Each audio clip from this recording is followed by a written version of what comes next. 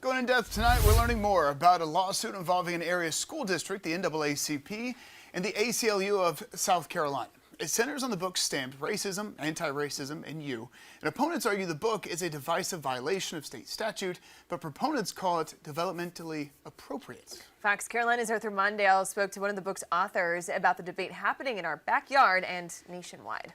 I think if a book's banned, that's more reason to read it. It's past Hampton Memorial Library hours, and there's a long line in the parking lot still heading in. Why is it needed? Because students need to see themselves in the books that they read. I think it challenges all people. I needed to be here, maybe get some positive influence and also support the work that he's doing. He's talking about the work of internationally recognized author, writer, and poet Jason Reynolds. I believe that each and every child deserves to feel seen, honored, and respected in their classrooms, and so that's the reason why I'm here. Having some book ban issues. But Reynolds is a former national ambassador for young people's literature.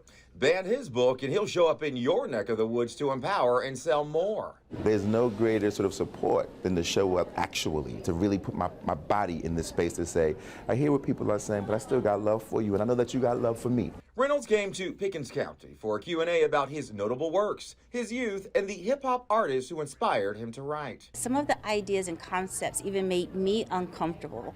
He must be doing something right. He calls book bans a baffling and strange power tool. What if my kid reads this book and now knows that daddy might be a racist?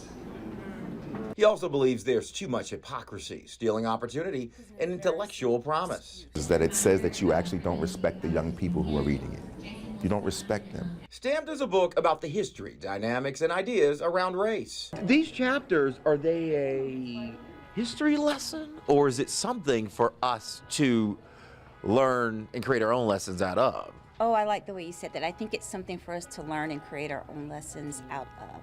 I think you are to take it, ingest it, and digest it. Imagine what it would be like for young people to grow up with a lexicon around race, a race-conscious lexicon, so that by the time they're 16, 17, and 18 years old, it's natural for them to have conversations about the world in which they live. It's not uncomfortable anymore. They understand the realities of it, and therefore they can break them down and deconstruct them. Pickens County School Board removed Stamped from all county schools last fall.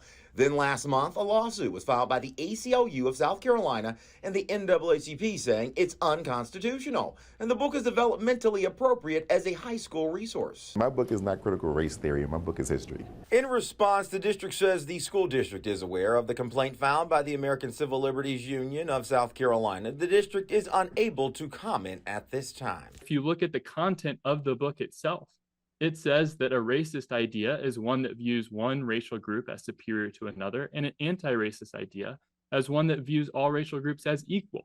So if anything, this book jives with the supposed anti-CRT budget proviso.